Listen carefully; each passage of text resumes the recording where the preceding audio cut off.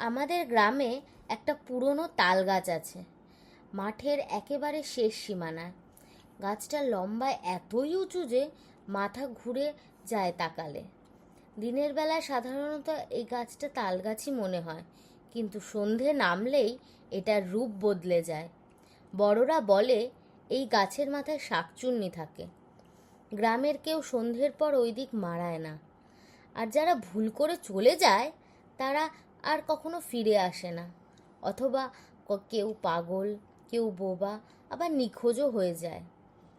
আমার নাম রানী, আমি ক্লাস 9-এ পড়ি। গায়ে কুসংস্কারে তেমন বিশ্বাস করি না। শহরে পড়াশুনো এবং আধুনিক বন্ধুরা যখন বলতো গাছের দিকে তাকালেও নাকি চোখে ঝাপসা লাগে, আমি হেসে উড়িয়ে দিতাম। একদিন সন্ধ্যায় শুভ বলল, চ্যালেঞ্জ করিস, চল তাল গাছের কাছে যাই। আমি একটু থমকে গেলাম। সাহস দেখানো আর বিপদ ডেকে আনা এক নয়, কিন্তু মুখের কথাকে ফিরিয়ে নিলে বীর থাকা যায়? সেই রাতে সবার চোখ এড়িয়ে আমরা দুজন টর্চ নিয়ে তাল গাছের দিকে হাঁটলাম। চারদিক নিস্তব্ধ, কেবল ঝিঝির ডাক, নীরবতা কেঁপে উঠল। যত কাছে যাই তাল গাছটা যেন তত বড় হতে থাকে।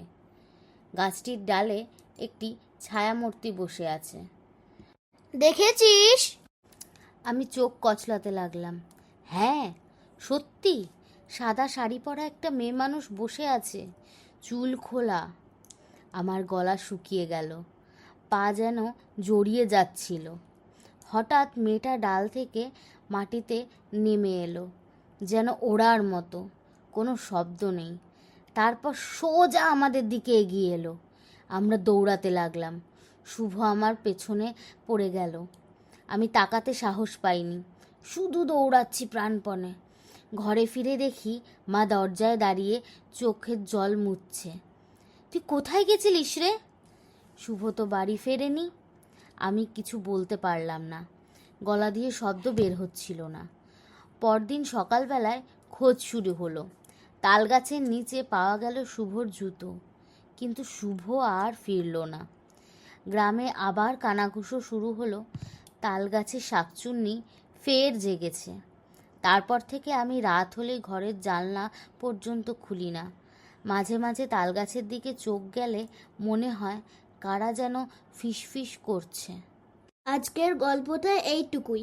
কেমন লাগছে আমাদের ছোটদের গল্পের আসর?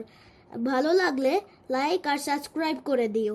সবাই ভালো থেকো আর সুস্থ থেকো। টাটা বন্ধুরা।